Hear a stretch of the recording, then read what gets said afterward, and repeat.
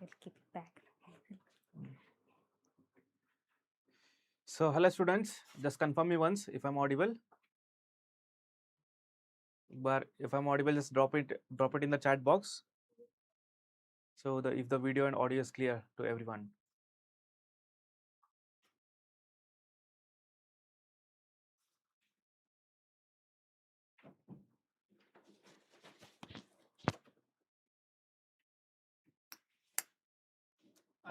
Audio clear है? All clear. ठीक है, okay. Yes, sir. They will join. So just confirm, let's start. So we are beginning today the agriculture extension marathon series. I know like you might be waiting for this series from long time, like we'll be starting it now. So just want a confirmation from all of you that if I'm audible and if we can start. So hello everyone, welcome back to our YouTube channel Agri Edit. So this is the live class of the marathon series for the 2026 ICAR PG exams in the subject of social science. So since you have, just like you have requested, demanded that yes, we want the marathon series, most expected series, PYQ analysis series in the last moment of your exam preparations, that we have covering it one by one. As you all know, like the most expected series for your subject is already done. Now we are just jumping into the marathon series. Plus, we will be also covering the PYQ series for all of you, starting from 2020 to 2025. Already the 2024 paper PYQ analysis has been done and it is already available in our YouTube channel. So if you have missed it by any chance, just go and watch it completely. And also the PDF of that PYQs is already available. The link will be available in the description box of that video. Just go and check it out. Plus, like if you get any doubts, any queries, you can directly drop a WhatsApp message on the helpline number. Okay, so today we are going to start the extension marathon series. Previously, if you know, we have already started the agricultural economics marathon series. And there was one important problem here. It was regarding the language. The students were requesting that since like entire master course of social science has been conducted in English, the students of Hindi medium were requesting, sir, at least conduct the marathon series in a bilingual medium. So that is why we conducted the agricultural economics entirely in Hindi in our YouTube channel. But entirely the English content is already available in the master course. Just because of the student request, we have changed the language and we have given it in the Hindi too. And now extension coming back, like it will be conducted in a simple English language. It won't be difficult to anyone to understand. Even if you are from a Hindi background student or the English medium student, every one of you can understand it this easily.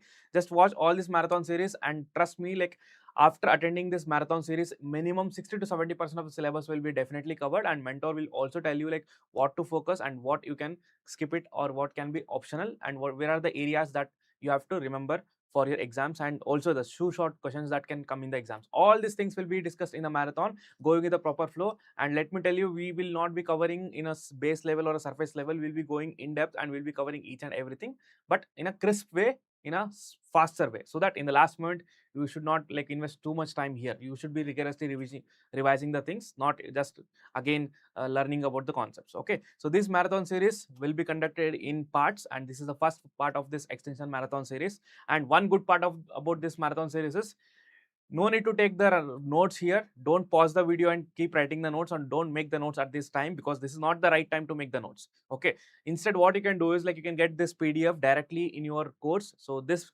PDFs will be directly uploaded in our master course and also the test series course. Either like most of the students have already purchased the master course or the mock test bundle, but if you have missed it and not purchased any of the course, at least go for the test series course. Okay, this test series will be definitely useful in this last moment. Like just like everyone says that you have to attend the maximum number of questions, so at least go and enroll the test series. They are just available for $399. And in this test series, you will not only get the questions, but you'll also get the video explanations, text explanations, most importantly the marathon PDFs, and one-to-one mentorship through our WhatsApp master group. If you do not know, like we are now adding the students who have taken the test series to the master group of WhatsApp, so that you can directly drop your questions and get it clarified within no point of time. Okay, so this is what we are going to make it possible for all of you. Now, so if you are ready to start this marathon, I want to see the thumbs up here on the chat box. अगर marathon के लिए सब लोग ready हो तो drop a thumbs up in the chat box. Let's get started. Yes, Okay. good, great. So if you are liking the content, like if this marathon series are seriously helping you, I want each one of you just drop it in the comment section after watching this video and appreciate our mentors for their dedicated efforts. क्योंकि like यहाँ पे आके 2-3 घंटा marathon करना, it's not an easy task, and preparing the entire PDF for the PPT, it is not a single night, okay, work. It will need a lot of time, energy, dedication from the mentors, and a lot of positivity. Only thing that you can motivate us, not just by enrolling the course, yes, by appreciating our mentors and recognizing their efforts. Please do it like if you like the content. I'm only asking you to do it only if you like the content and you love the teaching, okay? I need your support for all the upcoming marathon series. If you want us to continue this series and bring more and more of the content before the exams, just appreciate our mentors and drop it in the chat box, and also support the platform. Thank you so much.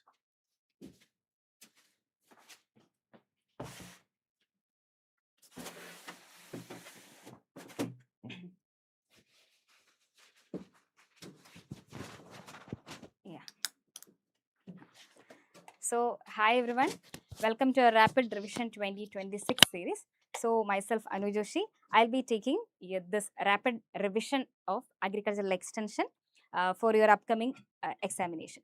So, as the exam date is already approaching, I'm well aware that you all are like very eager and very anxious to know about the like portions that it is necessary to study, that is like compulsory to watch, what is the sure short questions and all. So in this revision we are trying to tell you like which is the portion that can come as the basics or that is very important and all. So as you know that in the master course 2026 we have covered the entire portion of agricultural extension in the span of around 6 to 7 months. So it's impossible to do that cover the entire content in 1 or 2 hour sessions, as you know.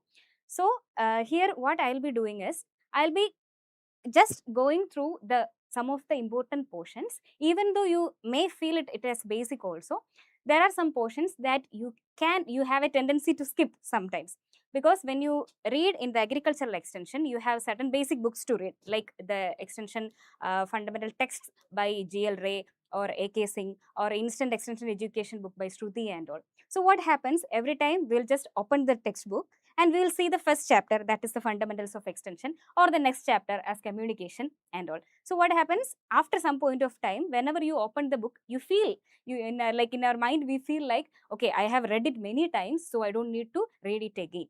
But the fundamentals of agricultural extension and communication are one of the two chapters, some of the few chapters that many questions come from this basic portion.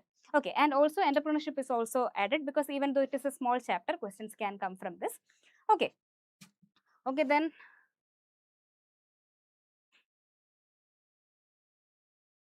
okay. So before going into the rapid revision series, let me introduce myself. Myself, Annu Joshi. I am currently doing PhD in IRI New Delhi, and I have completed my graduation from Kerala Agriculture University and masters from NDRI Karnal.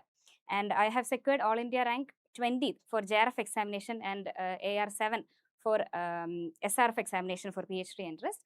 I have also cleared UGC net with JRF and ASRB net in agricultural extension. Okay, then. So we'll start with the fundamentals of agricultural extension. So this is our basics. Whatever chapters we are going to study, like in the whole course of agricultural extension, we will be, it is like a basics of all those chapters. Okay, so in the fundamentals, mainly we will see what is extension, what is actually extension, and how it is evolved over time in India and in other countries, what is the basic objectives, what are the basic philosophies and all. Okay, so even though this is like easy to understand, even though this might have been the chapter that you read many times, this is a chapter that you should read and you should revise again and again, because many questions have already came from this chapters. Okay, starting with the very basic thing, that is the origin of the extension education. So first thing is the etymology or the evolution or the terminology regarding the term extension. 1 second. See, I want to add one more thing, that is like, when at this point of time, I'm sure that already you might have completed your syllabus and all. So when you are attending more and more mock tests from this platform or from any other platform, you might be going through some of the portions which is not included in your syllabus. So what happens is, like, at this point you may get panic. Okay, I have, even though I read so much of the portion, or so long, been 1 year or 1.5 year, why didn't I go through this portion? Why couldn't I attend this question? So that questions may come to your mind. But actually, let me tell you one thing at this point of time. It is not the very difficult question that going to save you. It's not. It is always the very basic things which can be mistaken by your, maybe you may forget because it is a very basic portion and you forget to read, or just you just confused because this option seems very similar and all. These will be the questions that will be deciding your rank. Okay, so here also we will not, we cannot afford a mistake which is already been in the textbook, or which is already covered by us. Okay, so that's why we are starting with the basic terms, that is the extension term originated from a Latin word, which is can be split into two words. One is ex and another is tensio. Ex means out and tensio means stretching. So together, ex tensio together means stretching out.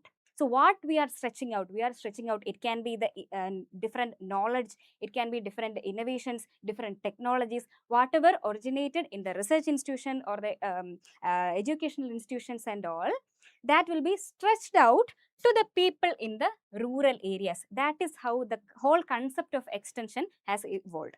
You see, now we have this mobile phones, smartphones, and fast internet and all.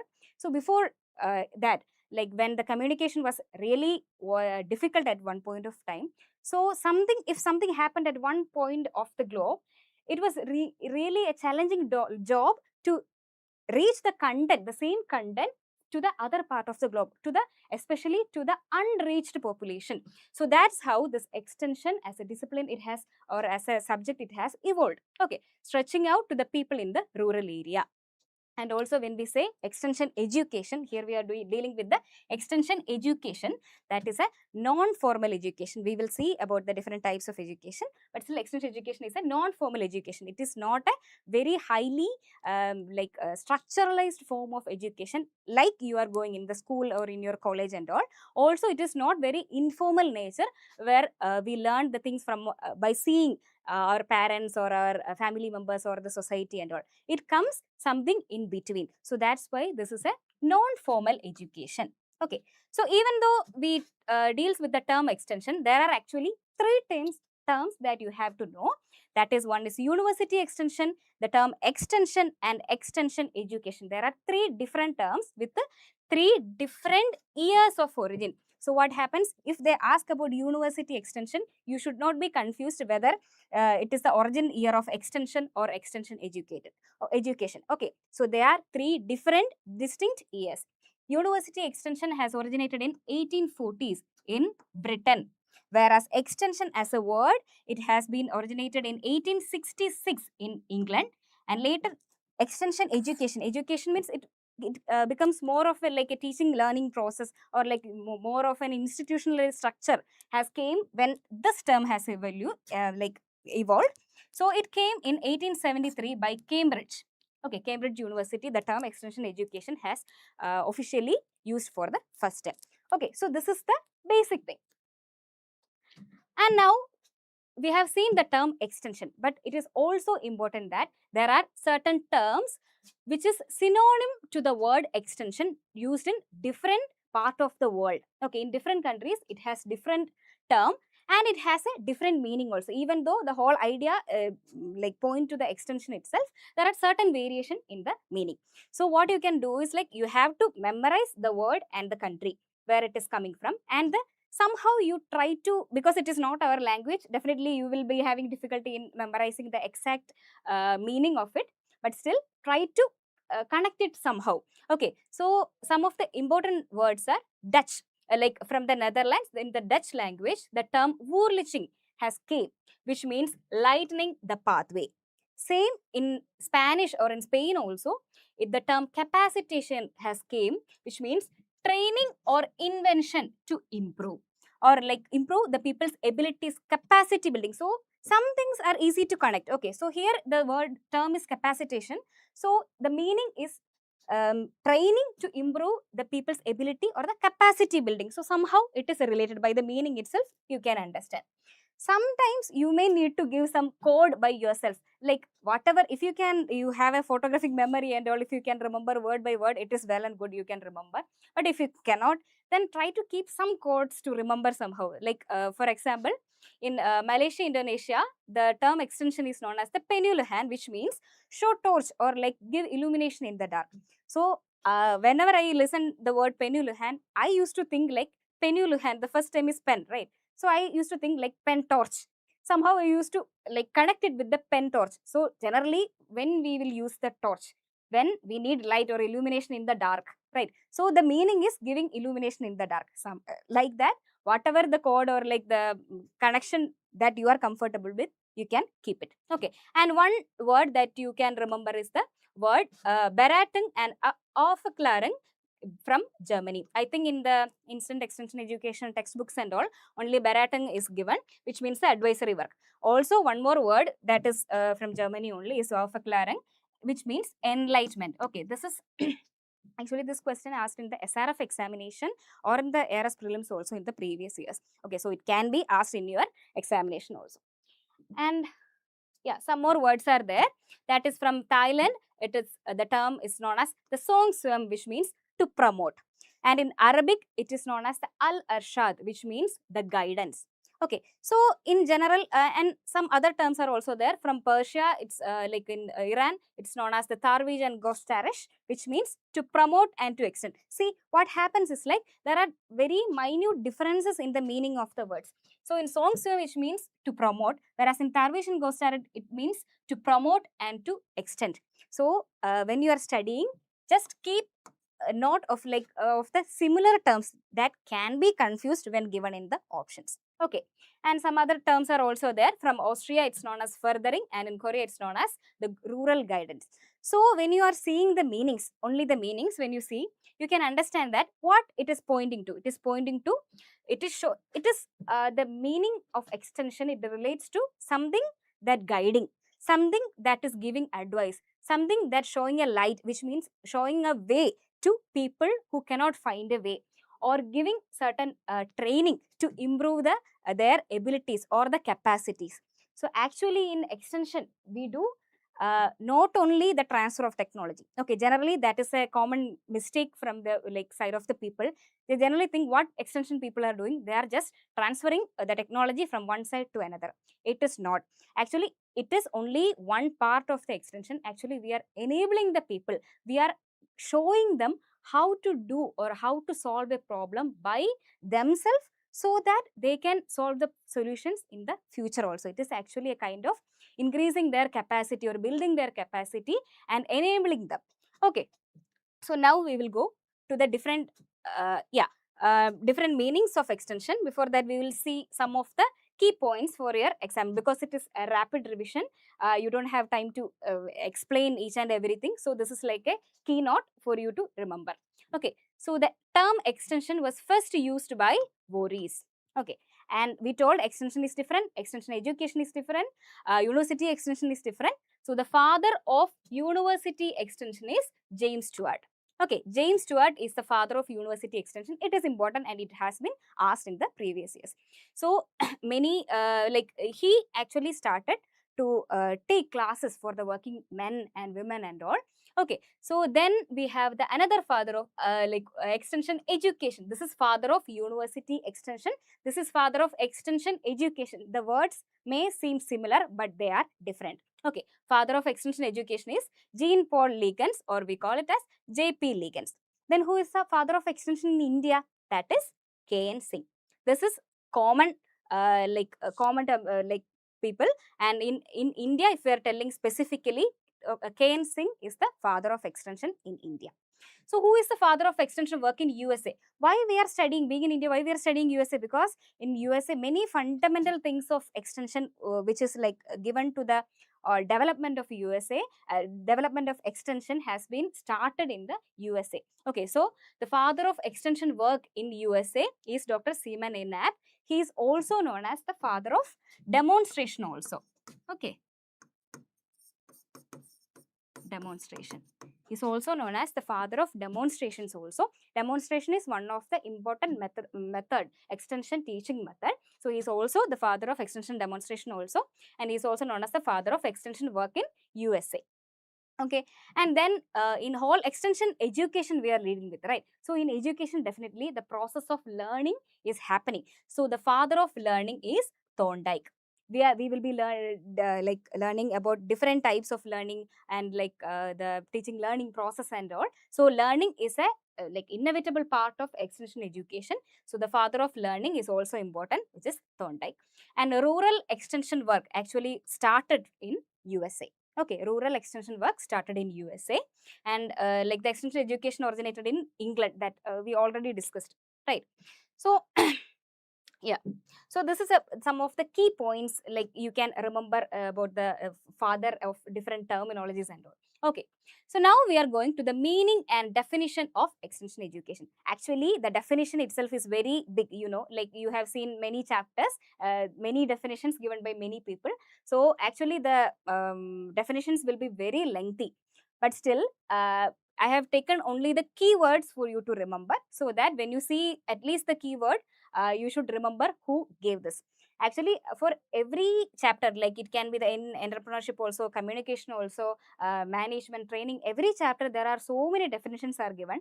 But since it is fundamentals of extension, it is, since it is about the extension or extension educations, the definitions are given, it is a step more important.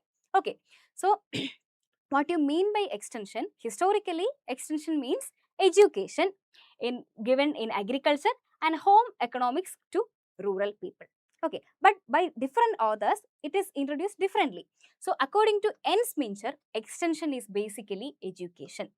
Okay, so according to him, extension is what educators do, like in where the educational process, the teaching, learning and process all are occurring in this extension. Whereas Liggins, who's the father of extension education, he told extension education is an applied science. It's an applied science. It has its own principles, it has its own methodologies and behavioral principles and all. They have introduced an applied in a practical situation. So extension education is an applied science according to Liggins. And according to the National Commission on Agriculture, extension is an out of school education. So it is a basically education, but it is not given in school. But who couldn't attend the school, or who couldn't go to the school, or not with the strict constrictions of the school system with the attendance and grades and all, it's not, but it is something that is given out of the school. Okay, so they consider extension as an out of school education. And according to Adivi Reddy, extension is a science. According to Ligon, extension education is applied science. According to Adivi Reddy, extension is a science. See, these words and these people can seem similar, but they are not the same. Okay, so one important definition is by Niels Rowling, that is extension is communication intervention. I told you already that whatever we chapters we are going in this agricultural extension, when you study the fundamentals thoroughly, you will understand why we are studying about each of that chapters thoroughly. Okay, so he said that extension is not complete without this communication process, because it is essentially a communication intervention. That's why we are studying about the communication also. Okay, yeah, exposure. Okay, it will be rectified. Okay, fine. Okay, now we will continue with the philosophy of extension. So one thing is, what do you mean by philosophy? So philosophy is basically the pursuit of wisdom, or like we can say the body of general principles or laws of a field of knowledge. It's like overall concept, or like overall general principles in a field of subject or in a field of knowledge. That is philosophy. So what is the philosophy of extension? So according to Kelsey and Herne, you must be familiarized with this name already, because this is a term that is easy to learn also. So the basic philosophy of extension is to teach people not what to think, but how to think. It's like, as I told before, when you are teaching a fisherman, so if you are giving a fish to a fisherman every day, when you go from that place, the person will not have anything to eat, right? So instead, if you teach a person how to catch a fish, they will be solving their own issue of hunger in the rest of their time, because we are teaching them how to do this act. We are actually doing it. In the same way, we are teaching, or like the main philosophy of extension is to teach people not what to think but how to think. We are enabling them to think by themselves. Okay, so that is the basic philosophy of extension. And we have the levels of extension. So as you know, like if you read the textbook of GL Ray, you must be already know there are two levels of extension. One is extension education and another is extension service. Extension education is what that is under it is conducted by the ICAR institutes, many research institute, all the state agriculture universities and all, where the extension education as a discipline it is conducted. Whereas in extension service is actually what does to the people. It is coordinated by the government, like the State Department of Agriculture, State Department of Extension, and the Rural Development Departments and all. Okay, so extension education is like coordinated by the ICAR institution, research institution, State Agriculture University and all. Whereas extension services is coordinated by the departments of State Department of Agriculture or State Department of Extension and all. Okay, so this is where actually the workers or like extension workers are dealing with the people, the farmers or the stakeholders, whoever want the service from the state. Okay. Okay. So as I told, the extension as an evolution, when we are saying from different countries, it's not only in India, it originated as a in the first time. In many countries parallelly the evolution of extension was happening. Actually, when you see about the actual history of extension, it goes back like very long before, even from the clay tablets of like Mesopotamia and all. You can find different writings or encryptations of like different cultural practices, or how to control rats and all. So it's like the history is going very long back. But when you see like the institutionalization of extension, like a more formalized system when it comes to the different countries, that only you have to learn. And from that also, I have taken only key points for you to remember. Okay, so like if you have attended the master course, you might be knowing like very detailed agricultural extension history has been given to you. But when you study like many years and all, there is a chance that you may forget the very key years and all. So just keep in mind that this is some of the very important points in the history. Okay, so in USA, the agricultural societies, the first agricultural society in USA started in Philadelphia in 1785. Okay, and when we are talking about the extension evolution in USA, you have to remember three laws or three acts, which is we can consider as the basis of agricultural extension, from which even many other countries take inspirations also. Okay, in 1862, July 2nd, the first act, that is the Morrill Act, came into action. And based upon this Morrill Act, the land grant colleges came into existence under the presidency of Abraham Lincoln. Okay, 1862 Morrill Act related with the land grant colleges. So every state, they have different states. So every state has given like freedom, permission to start the land grant colleges. Okay, and then there is, according related to that, in 1887 there was Hatch Act. Hatch Act means there was experimental stations came in relation with the land grant colleges. Okay, experimental stations came in relation to the land grant colleges. That is 1887 Hatch Act.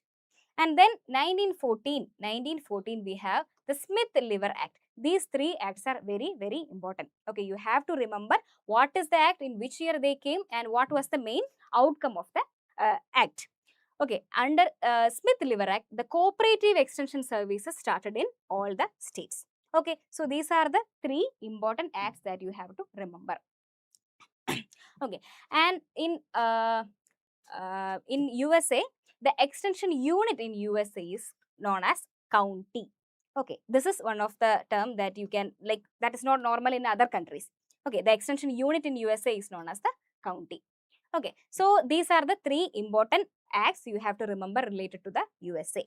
And then another country you have to remember is Japan. In Japan also, actually the history of agricultural extension is very vast. It started with the Meiji restoration and all. It's long before, but you can remember in 1880s there was certain agricultural discussion society started, which is known as the Nodenkai.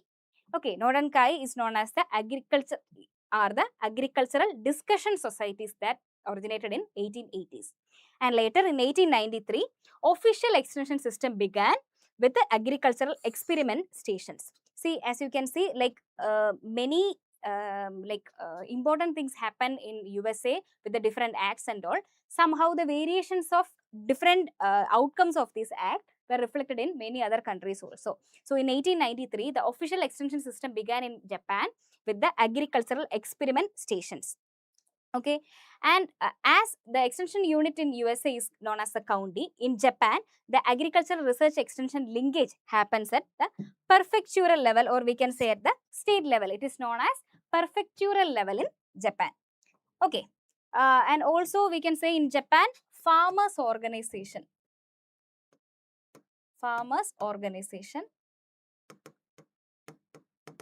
that has a bigger part in the starting the agricultural extension system. Okay, farmers organization is also important in Japan. Okay, then we are coming to India. In India, how agricultural extension started or evolved as a discipline in India.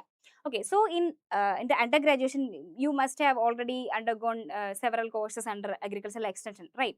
So initially in 1950, in undergraduation courses in College of Agriculture, Calcutta University, the first course has introduced. Okay, so in post-graduation, agricultural extension as a subject in post-graduation is started in 1955 in Bihar Agriculture College, Sabor, and in 1958 in College of Agriculture, Nagpur. Okay, whereas in PhD, it started in 1961 in IARI, Indian Agriculture Research Institute, and in 1961, it started in PG and PhD in PAU, Punjab Agriculture University. And also in the as a discipline, the extension education institutes, EEIs, were very important. There are 4 extension education institutes which started in Nilokeri, Anand, Hyderabad and Jorhat. Jorhat is in Assam. Okay, so in Nilokeri it started in 1959, in Anand it started in 1962, and in Hyderabad it started in 1962, and Jorhat started in 1987. See, I think by this time itself we have came across so many years, but all these years are very important. I am sure that you might have learned about so many years and so many events regarding the history of agricultural extension.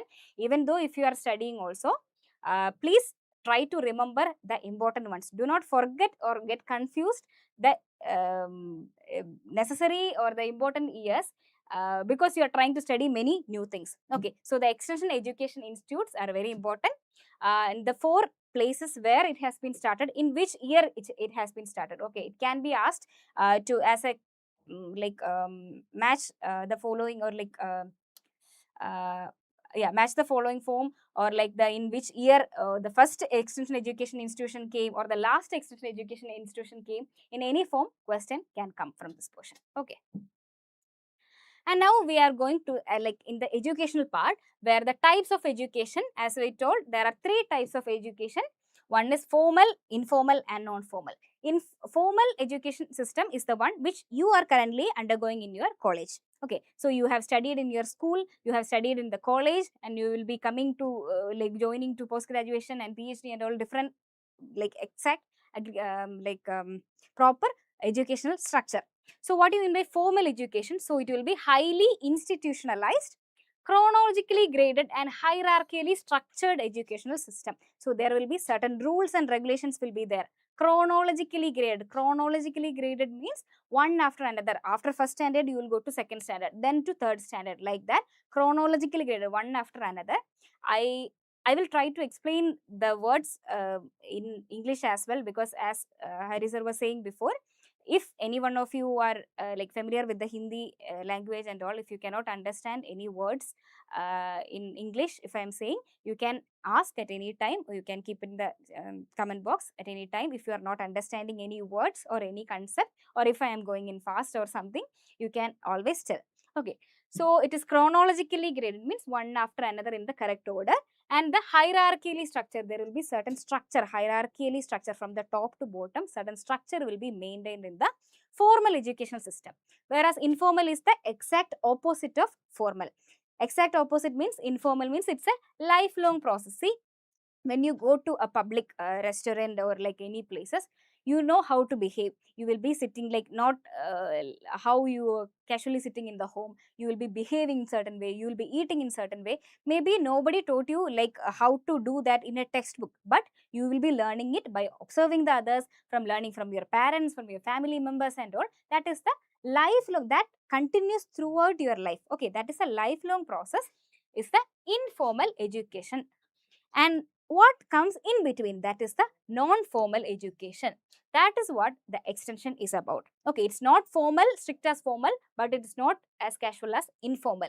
So it's a organized, systematic educational activity carried on outside the framework of the formal situation, formal system, to provide selected type of learning to particular subgroups. So here what we are doing is like, I will not be teaching about the agricultural practices of paddy or cultivation practice of paddy to a fish farmer, because maybe if you are studying in like UG or basic school and all, you will be studying about many subjects, right? So you have to study, you will be studying physics, you will be studying chemistry, you will be studying biology, because it is included in your syllabus and you have to finish it.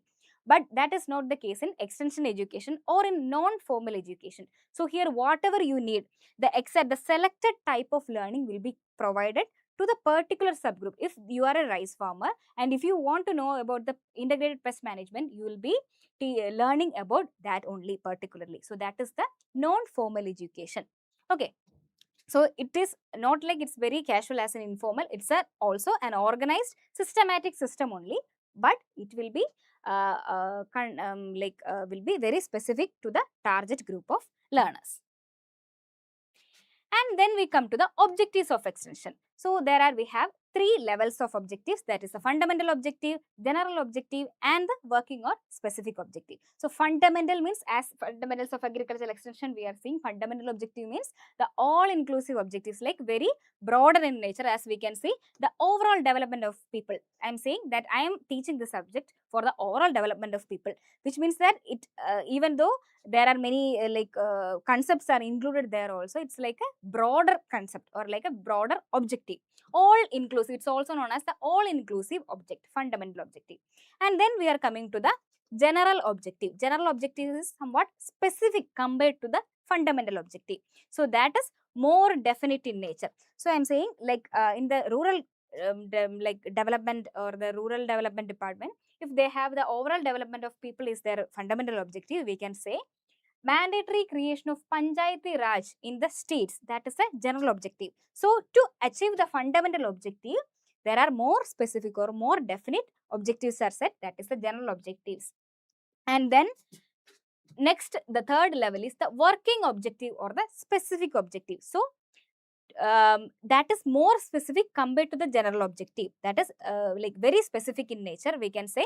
Already we told that the mandatory creation of Panchayati Raj, if that is the general objective, to achieve that you need many other working objectives. For example, providing fund and facilities to each and every panchayat, that is another objective. Okay, so these are the levels of objective. The broader one is fundamental objective, and next one is general objective, and the like the last tier is the working or the specific objective. The confusion you can come is in the first two one, the first fundamental objective and the second one general objective. When you listen about the general term, don't get confused that this is the broader one. No, it's not. Fundamental objective comes first and then the general objective. Okay. And now we are going to see the principles of extension. That is very, very important. If you are seeing different textbooks. Actually, there is no hard and fast rule that it is very 11 and it is only the one which is given in GLRA and all. It's not. Actually, in the Handbook of Agricultural Extension and all, many principles of extension has been given. So, but like for your examination and all, for the key, we will be selecting only the key principles, that is, there will be following the GLRA textbooks only. Okay, so the fundamental, like some of, even though there are 11 principles are there, some of the principles are very important. The first one is principle of cultural difference. So, when we listen about the cultural difference, we think only the difference between the extension agent and the farmer only. It's not always, or like definitely we should take care of that. At the same time, we should also consider the difference in the culture means the custom and the value and the belief and all among the farmer groups also. Okay, even if you are going to a village, there can be different groups of farmers with different cultural values. So, we have to take care of that. And then principle of grassroot. Grassroot means, like, why it is called as grassroot means because where you will see the grassroot at the very ground level, right? So, similarly, the extension program should start with the local group, situations and the local problem. It should start from the very fundamental way, that is the local situations and the people. Okay, that is the principle of grassroot. Like actually what happens, this principles, I am sure that you might have read it many times already, but sometimes when you are like, you think that you knows the thing very well, next time you are reading it, your mind, like subconsciously it will skip the portion, and when it comes to the examination, there is a chance that you may get confused, because in my time jar of examination, actually I got confused in this principle of in a question, I don't remember exactly the question, in which principle of grassroot was the answer, but I think I tried sit there, I was thinking too much of that time, that I ended up in some another options. But now if I am thinking that, I cannot believe that I made a mistake in this principle of grassroot. Okay, so this is the one of the two important principles of extension. Okay, and then we have the principle of leadership. Then principle of indigenous knowledge. Indigenous knowledge, like what the peoples actually know. You should not ignore that. Instead of ignoring what the people knows indigenously, we should like recognize them and acknowledge it. Okay, and principle of learning by doing. People will learn uh, what to do, why to do, how to do, and with what result. The sentences which is given with the each of the principles. Okay, because I think this sentence directly comes from the textbook only. So, when only this sentence is given also, you should be able to understand the principle. Okay, so the principle of learning by doing is people should learn by actually doing the things. And then we have another principle of participation, principle of interest and need, principle of satisfaction, adaptability, evaluation, empowerment and all. These are some other important principles. See, this is a revision. Yeah. Is the brightness is high? Okay. Mm. 1 second, let me tell them.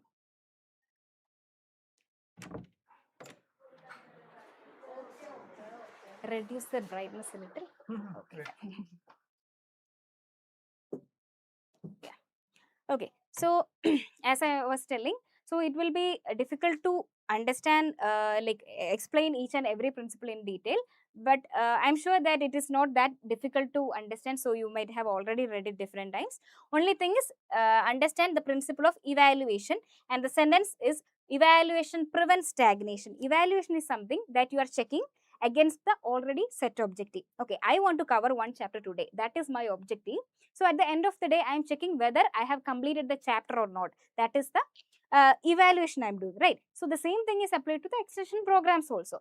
So, if we are not doing evaluation, the program will be stuck. We don't know whether it is achieving the intended result or not.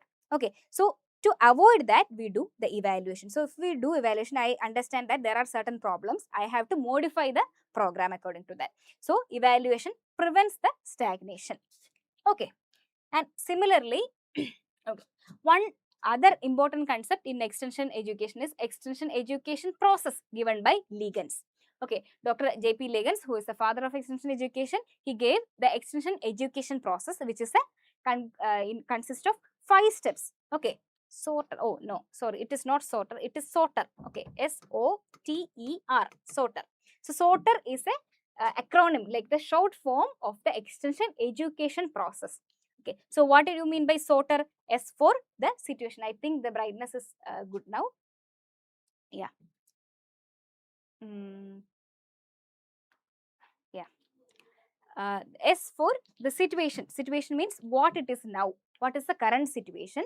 O for objective. Objective we said like what should be. Like I will be studying 1 chapter per day, right? Similarly, there will be for extension education also there will be certain objective. And T for the teaching. Teaching includes what to teach and how to teach. What to teach means the content, and how to teach is the method. Okay, so under teaching, it includes what to teach means the content, also the method or how to teach. And then evaluation. In evaluation, we will see what has been the result. So as I said before, in evaluation, we will see whether the objectives we set here achieved or not. Okay, so the evaluation and then the reconsideration. Reconsideration based upon the evaluation we will do is any reconsideration has to be done or not. Okay, one more second. Yeah. Okay. Reconsideration means what next to do. So based upon the evaluation, we will be modifying the program, reconsidering the program. That is the extension education process. Okay. And we also have extension teaching steps. So why I gave it side by side? Because there is always a chance, no matter how many times you study, the steps of extension education process and extension teaching can be confused. Okay, so like what happens, extension education process is sorter, it is given by like Legans, and you might also know about the steps in extension teaching. And then you get confused when you see only this term. You will get confused, who gave this? This is Legans, or this is Wilson and Gallup, or this is sorter, or this is ICAR. That like fundamental confusion will be there for all. It's okay, but just take care, like just try to remember that extension teaching steps always. When I want to teach you, like when someone want to teach you in your class and all, you are like very energetic people like in UG and all, but first we have to catch your attention. Then we have to generate some kind of interest. See, just before starting this class, I think that our founder of AgriEdit, he has been telling you certain things, how to learn, or like how to like get a good result in the examination and all. That is basically creating a interest to you, right? Then what we do is like creating a desire in the people. Desire creating means we'll be unfreezing existing behavior and motivating the people. Unfreezing means you will be have a like thought that I'll be studying only at night. Okay, in morning I'll not do, I'll like chill, and night only I'll be studying. But when you have that interest and you get to know about certain things, and then you are unfreezing means you are changing your current behavior, so that you are thinking, okay, if other people are also studying, then I can also start studying in the morning. So unfreezing certain behavior, and like we will be motivating you. We are constantly telling you that if you are studying well, you can definitely get the rank. So that is a motivation given to you, right? And then conviction. Conviction means strong persuasion or convincing the people. Certain people or students will be there like, no matter how much I am studying, I cannot cover the portions, or I will not get a good rank. So that is their like mentality. So we will be convincing them that it's not like that. Any person who secured a rank is just like you only. You can also get a good rank if you are studying well. So that is like strong persuasion. You are actually convincing the people. Okay, and then finally action. Action means putting the ideas or practice into operation. Actually, you are making them do. And finally, reaching a satisfaction after whatever you are telling. Like in extension education, if you are saying, if you are introducing a technology, after you are making them to do, there should be a satisfaction at the end of that extension teaching process. Okay, so the 8 CAS is the extension teaching steps. Steps in extension teaching is 8 CAS given by Wilson and Gallup. Okay, you can remember it's like a step like thing. Okay, now we have one of the important thing, that is the cone of experience given by Edgar Day. Okay, cone of experience, like this is also known as the learning pyramid. Here in a pyramid shape, okay, in a cone shape from the top to bottom, different types of like different teaching or learning types are teaching uh, types are given, and at the bottom you can see doing the real thing. Okay, actually this cone of experience is associated with the audio visual aids, if you are knowing. So he says that when like multiple senses are involved coming to the bottom, and at the end you are actually doing certain things, the chances that you remember a certain things is very high. Like in how like for example, you are teaching a farmer or a like learner how to use a sprayer.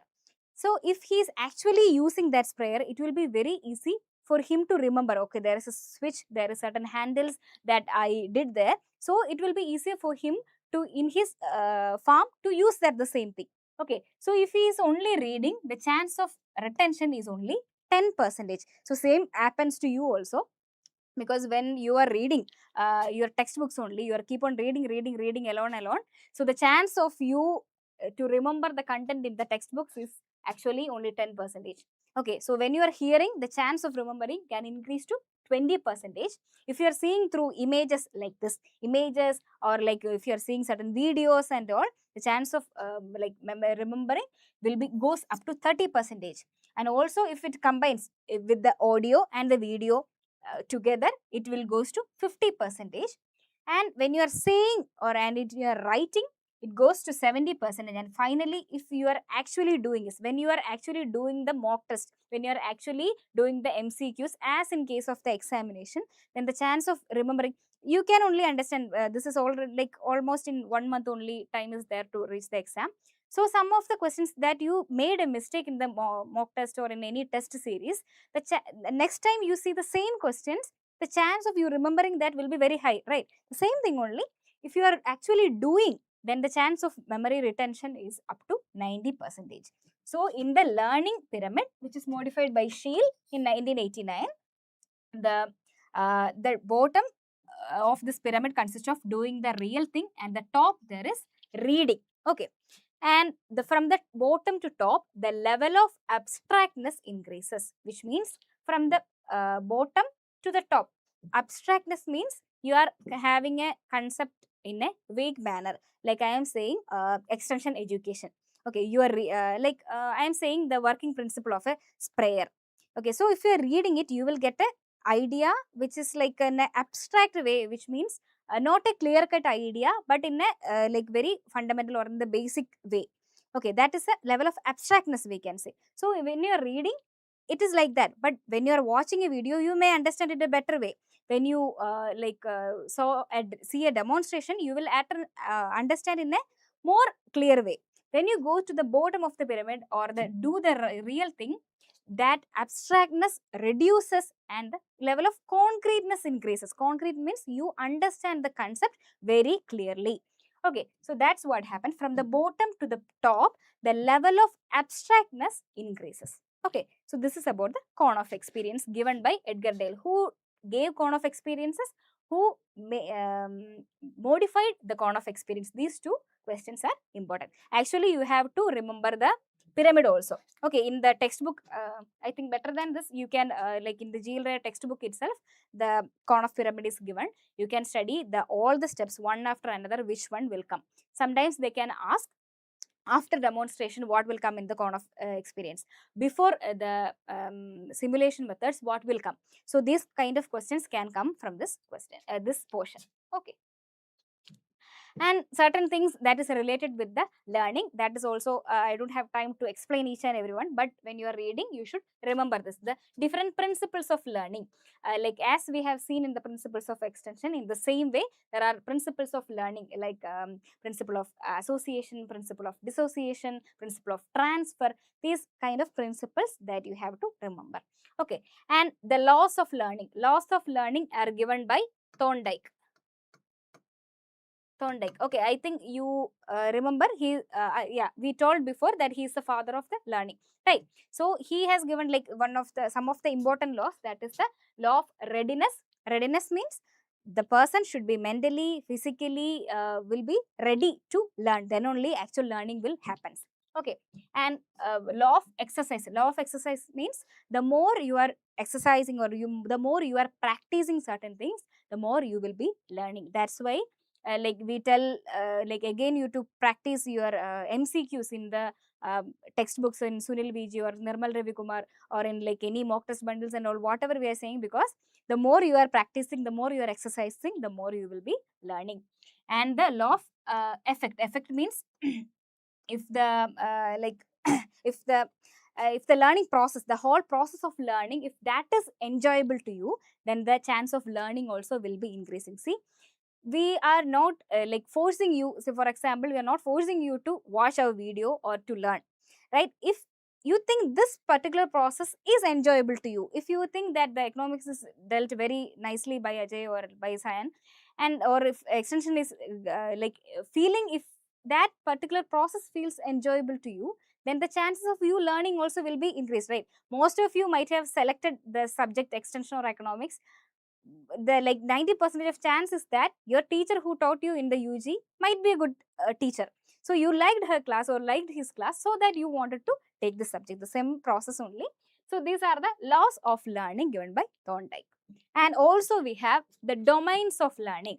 Domains of learning, it's also known as the Bloom's taxonomy. Bloom's taxonomy, the three domains of learning is there: cognitive, affective, and psychomotor. Cognitive means whatever the things which is related with the knowledge part. Okay. And when it comes to the affective, which means the affective means the learning that happens through the emotions, that is associated with the emotions. Okay. And in psychomotor means actually you are doing.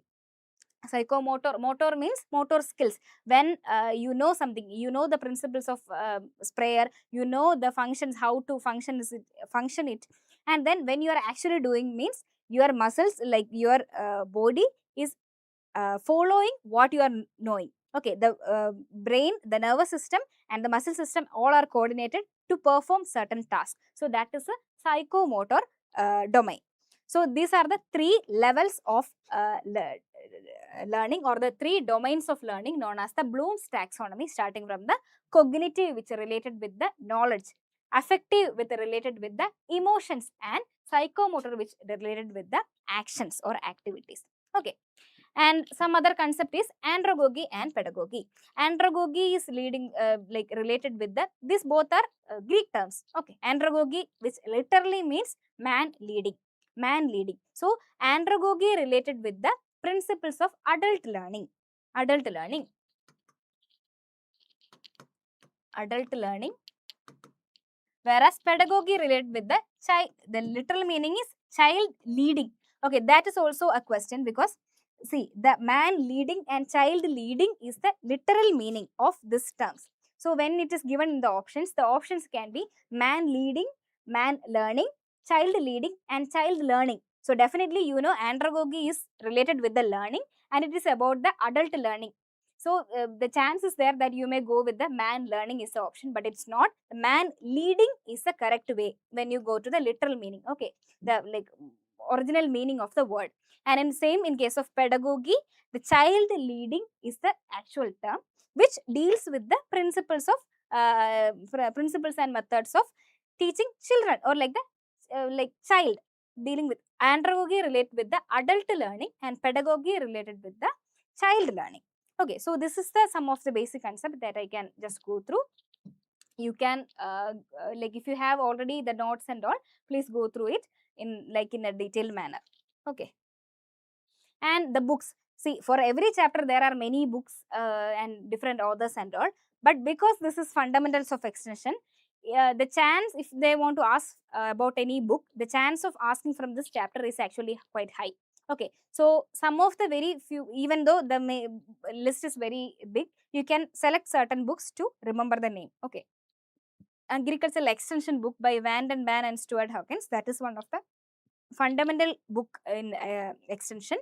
And then you can also we already told Niels Rolling okay about the Niels Rolling in the definitions. So this extension science book is written by Niels Rolling, and I think we have read already the GL Ray textbooks of extension communication and management. Some of you might have read the Ekising one another book also. Okay, fine. Then you should remember the Challenging the Professions and the Farmer First books by Robert Chambers. Both are written by same person, Robert Chambers. Challenging the Professions and Farmer First, 2 books. Okay, and then you can also remember the George Axon's Guide on Alternative Extension Approaches. This book, even though he has written like 2 books, you can remember the Guide on Alternative Extension Approaches by George Axons. Okay, so like try to remember many of the authors and books as I was saying, but still, if you cannot remember the names and all like very much and all, try to remember at least these books. Okay. Yeah, so this is about the fundamentals of agricultural extension chapter. I think it is a big chapter actually. It will it take some time also. So as I was saying in the chapter, the no matter how much you are reading the textbooks again and again, there is always necessary to do the mock test as much as possible. So like still this mock test bundle, many of you have purchased already, I think. You can still purchase this mock test bundle because there is still time left for you to practice well and again. So it's actually the price is not 499, it's 399 for mock test bundle. And already Shrestha batch, like our master coach master batch of is going on. And if you are not someone who is attempting in this year, if you want to attend in the upcoming years in 2027 or 2028, the course is already available in the portal. You can check with the Agriadic portal.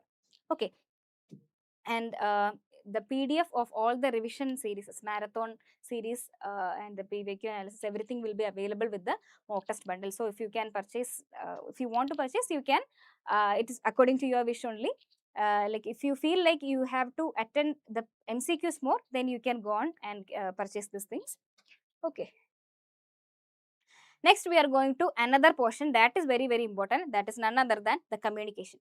Rural sociology, communication, fundamentals of extension, like I think ICT, innovation, diffusion, like adoption and diffusion of innovations. These are some of the very important chapters. Okay, so in that one we are already covered. Next one is the communication. Communication is a very big chapter actually. If I'm saying, like many things are there to remember conceptually also, the many facts are there, many theories are there, many things are there for you to remember. So what we are like trying to do is like comprehend everything in a like one short way. Okay, so starting with the communication, the term communication derived from the Latin word communis, which means common. The term Latin word derived from the word communis, which means common. That is a fundamental thing. Okay, the term. So I am telling you certain thing. I am like if I am saying about communication, you are listening whatever I am saying, and until and unless you understand what I intended to say. So I want to teach you about communication. So at the end of the discussion, if you are understanding that the exact meaning that I want to tell, then only I can call it as a communication. You understand? I think I made it a little complicated. Don't worry. The actual definition is that it is the process by which two or more people exchange ideas, facts, feelings or impression in ways of common understanding of the meaning, intent and use of the message. So we already told the term communication means commonness. Why it means that common? Because at the end of the discussion or at the end of this conversation, both me and you should reach in a common understanding. Okay, that is the process of communication. Then only we can say it is a communication, because the sender and the receiver should reach in a common understanding of the message. Okay, so there are different like definitions are there, as I said before. Two definitions that I gave here. One is of Liggins and another is of Hovland. Hovland says communication is the process by which an individual, the communicator, transmits stimuli to modify the behavior of other individual communicators. So according to Hovland, it's like the sender. See, I am the sender here. So I will be sending a stimuli to get a response from you. So that is the process of communication according to Hovland. There are many authors with many communication. You have to read the textbook of agricultural communication by A.S. Sandhu. Okay, A. Sandhu. That is a very fundamental books, like very important book. If you have not read this until this time, then don't go for reading it. But if you read it like one time already, somewhere in the past time, then you should definitely go and revise it. This is, if you have not read, at least go to read the first one or two chapters at least, because like many things are included in that chapters, and sentence from sentence, exactly the questions also came in the past. Okay, if you have attended the course, I think you might have known, because whenever I'm taking the communication chapter, I used to say it again and again, because it's a very good book, very comprehended book. Maybe the language might be a little bit tough if you are reading for the first time, but definitely it has a many information is there in detail. Okay, and now we'll go, like many concepts are there in communication. We'll just go one by one. First one is the nature of communication. So, like how communication is differing, like what is the basic characteristics and all. So, communication is a process. It's not a one time thing happening. That is a continuous process happening, and it has many means.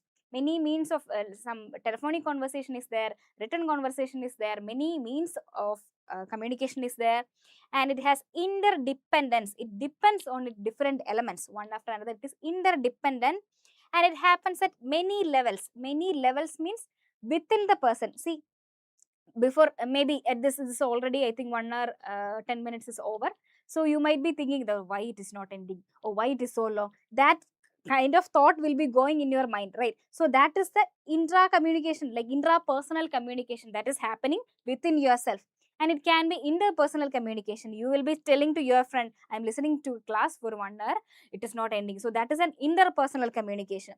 And you have organizational, intra organizational, within the organization. Many in your college, if you are taking, there are many departments are there. So if your entomology department, if your pathology department, if they are communicating on certain things, that is an intra organizational communication. And it can be among different organizations also, within different ICR institution. And if they are communicating, like if any type of two different organization, if they are communicating, that is inter organizational communication. So they are different levels of communication. Okay, and then the communication occur within the participants as well as between them. As I said before, within the person and among the people also it happens. So see, when I am telling something to you, so in my mind also certain things are communicating. Like among us also certain things are communicating. Within your mind also certain things are communicating. So that it happens within the participants as well as between them, and it has many distinguishable parts. The communication as a process, it have many parts also. And what is the purpose of communication by different authors? Okay, the purpose of communication, you should always see in the question about who, like according to who. If they are asking about the purpose of communication, the chance of asking along with the author only, only that I have seen. Because according to different people, the purpose of communication varies. Okay, so according to Aristotle, the sole purpose of communication, like the purpose of communication is to persuasion, or like to influence the people. Okay, the basically it is influence only. Like according to Aristotle, he used the exact term persuasion, okay, to persuade the people. Whereas according to Berlow, the sole purpose of communication is to influence. Even though the meaning is more or less same, the term used by different authors are different, and when it comes to examination, you should use the exact terminology, like exact term used by the authors. Okay, and according to Schramm, the purpose of communication is like immediate reward and delayed reward. Like I am like teaching communication to you. Okay, suppose. So at the end of this class, you might be understanding about the communication. So that is the, I can say that is the immediate reward. Like instantly you are understanding about this thing. You are getting the meaning of this. So what is the delayed reward means, after certain point of time, what will be the consequence of that message? What will be, how you will be using that message and all. Okay, so that concept is given by the Schramm, given by Schramm. And then according to Festinger, it is consummatory and instrumental in nature. Consummatory means to consume instantly, like you are listening the class and you can consume the message, like make use of that with the for the purpose of learning. Okay, so instrumental means as a tool, like if we are taking the government, so they are using many medias as a instrument to influence the people. So instrumental uh, use of communication is one of the purpose of communication. So these are different purpose. I am not sure like everybody got it completely or not. See, even if you have any textbook, I think in many of the textbooks it's given only. Um there is actually no enough time to explain each and everything to you, but still I'll try. If anybody didn't understand, please tell, I'll repeat again. I hope that you already know this, that's why it's like a revision. You, if you know it already, it's like when you listen one time you will be getting it fast. Okay, so the purpose of communication according to Schramm: immediate reward and delayed reward; according to Festinger: consummatory and instrumental. And the levels of communication given by Thayer. Okay, Thayer, according to Thayer, there are 4 levels of communication, as I told: intrapersonal, interpersonal, intra-organizational, and interorganizational. 4 levels. And we have 4 functions of communication. There are 4 functions of communication. One is information, giving information to you, and instructive or command. So I am like your teacher comes to your class and she says everybody stay silent. So that is a kind of command, right? So that is a communication which is the purpose is to command. And then there is influence or persuasive function. That is considered as the most basic function of communication, to influence or to persuade the people. So especially in extension education, what we are trying to do, we are trying to persuade or we are trying to influence the farmers in order to adopt a technology, in order to solve the problem for anything. Okay, so this influence or persuasion is considered as one of the fundamental functions of communication. And also the integrative, like consider like coordinating everything or like integrating many things is also a functions of communication. Okay, so these are the basic functions of communication. And one thing you have to remember is that communication effectiveness. Communication effectiveness equal to comprehension plus validity plus utility. Like many, how you are comprehend, like how we can say communication is effective. So at the end of the day, how people are comprehending it, understanding it, by considering it as valid, like whether the person who is telling seems to be credible, or whether the person is trustworthy and all, and whether the process of communication at the end, whether it is giving any utility to them, like any use, making use of that. So considering all these, we can calculate the communication effectiveness. Don't need to study very in depth. Just remember, communication effectiveness is a function of comprehension, validity, and utility. Okay. And the models of communication, I think I don't need to explain it much, because you have to read it, you have to remember it, the steps. They can ask how many steps are there or how many elements are there in each of the models. They can ask what you mean by this D of this Shannon and Weaver model, which each expansion of each of the models, and like maybe some of the few concepts like noise or like feedback or something. Okay, so definitely you have to remember the many models are there, and it's a little bit like difficult also, that's sure. But this is very important portions in, especially in 2024, I think. So many questions, I think about almost about every model the question came. Okay, so we'll go. The first one is Aristotle model of communication. This is the easiest one among all. That is the speaker speech audience. The abbreviation is SSA, or the speaker speech audience. You can remember this short form. That will be easier for you to remember. Okay, and then there is Shannon and Weaver. Shannon and Weaver model is also known as the mathematical theory of communication, or like the information theory of communication. Many names are there for that, and it's known as the STSRD. There are 5 elements: STSRD: source, transmitter, signal, receiver, and destination. Okay, destination. The thing you have to remember, in some other models you will see D for decoding, D for decoder, and then here when you come to Shannon and Weaver, D for destination. So what each element mean in each model, you have to memorize. This is an important, very important portion. Okay, models of communication. And Shannon and Weaver, it is useful for used for broadcasting of farm information. So it's like basically it shows the model related with the electronic media, transmission of electronic media. That's why this transmitter, signal terms are coming. Mathematical theory of information or like electronic theory of information, those names came from this their model, because their model is basically about the transmission of electronic media. Okay, so noise introduced in this Shannon and Weaver. So it was a very important element in Shannon and Weaver model. And then we have the Berlow's model of communication, that is SEMCDR, you can remember.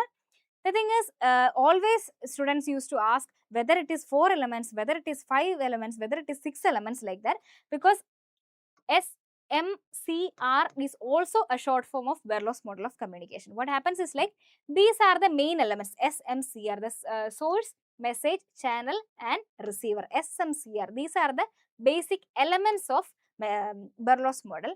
But in actually there are 6 steps, not 6 steps, actually we can say there are 6 ingredients.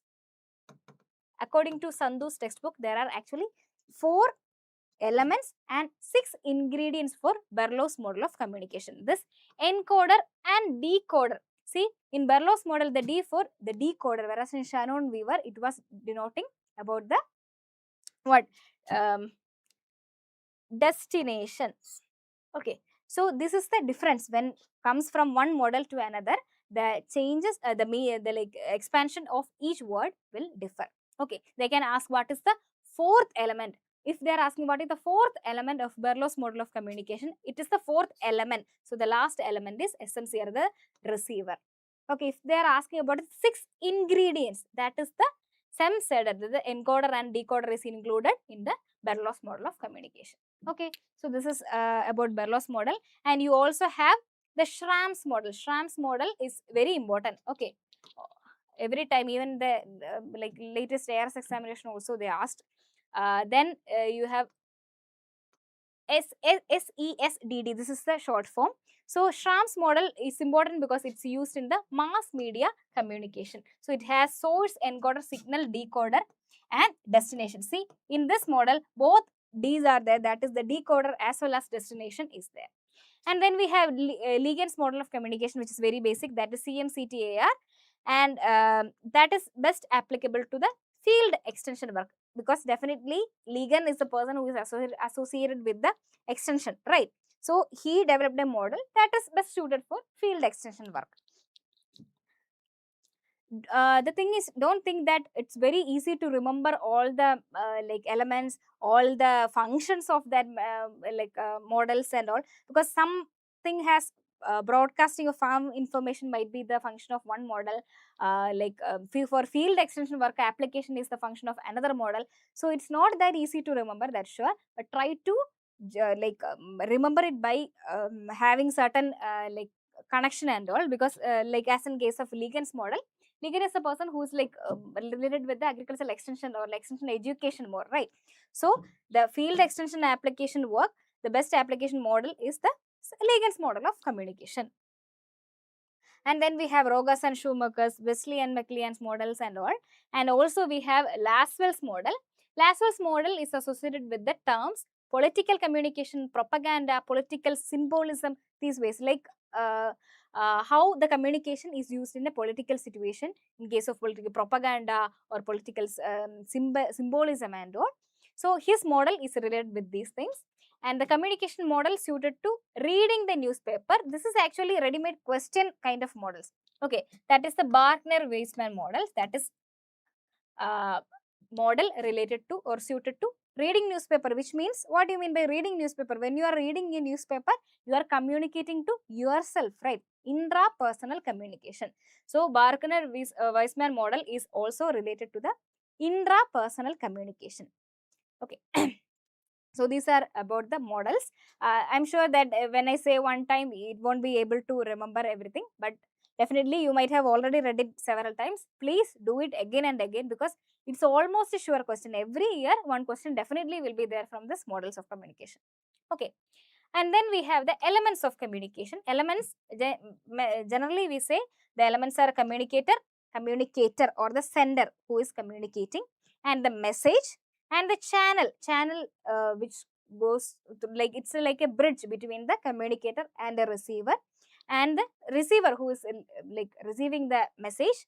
And these are the actually the basic elements we say. Also there is feedback, and also there is barriers of communication. This also can be considered as elements. Okay, so there is no clear cut like categories and all. Generally we consider these four as elements. Also feedback and barriers of communication is also given as elements in this handbook of agricultural extension, I guess. And so there are so many things that you can learn about each and every elements. Okay, so just key points only I am giving.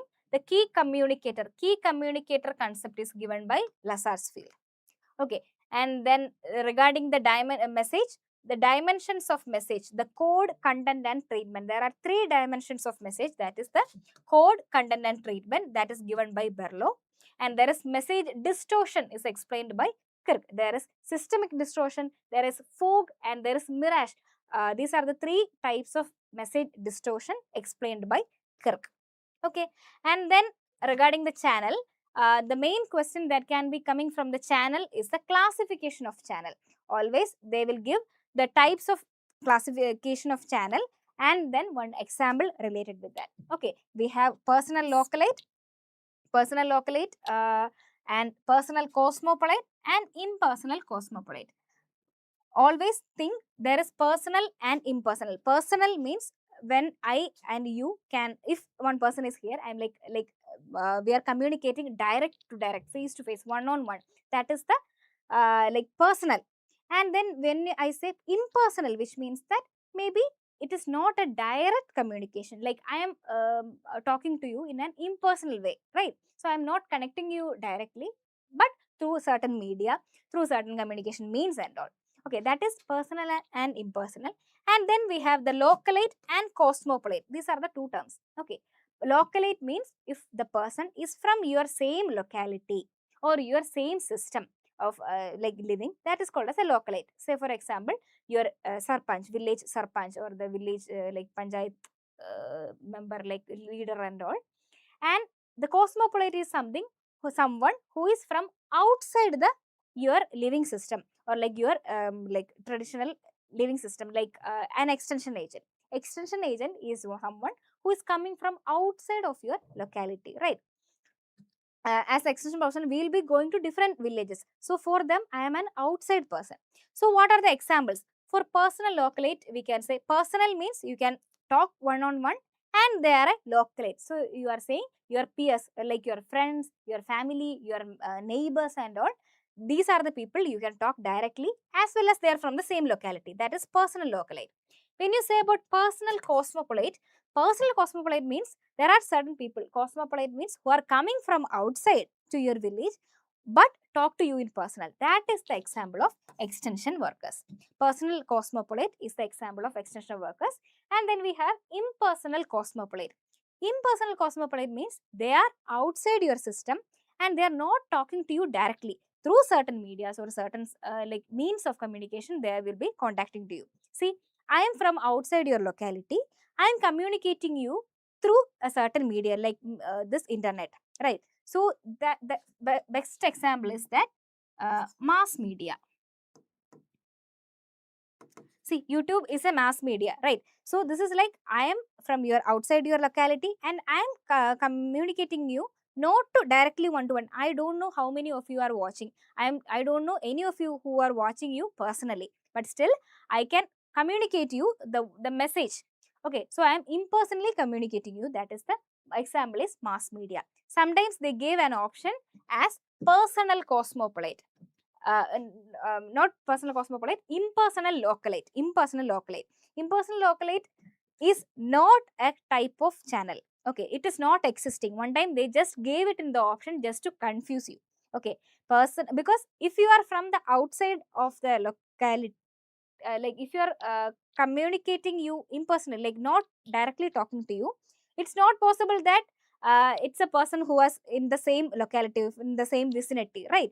If one person is standing to you, why would I use any media to talk to him, right? I don't know this person. I'm just conveying the message without knowing who is that the other person is. That is the impersonal communication. Okay, so this question has been asked many times, the classification of channel. and then some other things. The concept of feedback given by Berlow, and feedback is source oriented. The important point is feedback is source oriented. Why? See, I am taking this class, maybe some at the end of the class they may be asking for a feedback from you.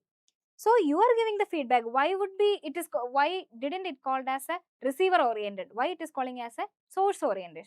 Because based upon the communication of the source or the communicator, you are giving the feedback, right? So that's why it's known as a source oriented. If the source is not here, if the source is not communicating, then there is no feedback, right? So that's why the feedback is known as a source oriented. It's not receiver oriented, it is source oriented. Okay. And the types of communication is also important. Generally, we say we have verbal and non-verbal communication. And what happens is, generally people think that verbal communication is only like verbal means only like through words or like through oral. Generally people think like that, but it's not.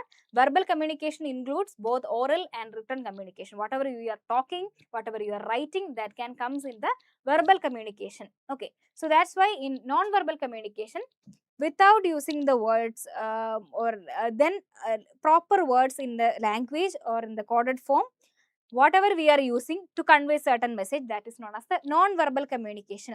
Kinesics can be your body gestures. See, I am using my hands, my body language and all. If I am standing like this and talking this type of communication, verbal, non-verbal and all, there is no non-verbal communication happening, right? So that is the only verbal communication. My oral communication is only happening. So kinesics is there. Proxemics means the communication that happens related to the distance to one and other. Okay. Then oculesics, through vision. Oculesics means eyes, through vision. Then chronomics, through time. Through haptics, to touch. And vocalics, through voice tone.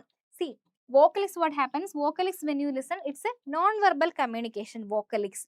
Okay. Generally, people say, see, vocalics language also spoken through voice only. Then why it is not coming in the verbal? Because this is vocalics in non-verbal communication denotes to certain other things other than words. Maybe my tone.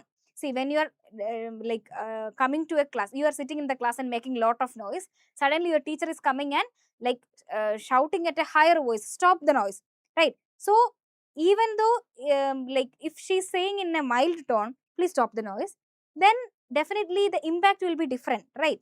Because we adjust our tone, our pitch of talking, the higher tone or like the lower tone and all, to give different meanings to certain situations.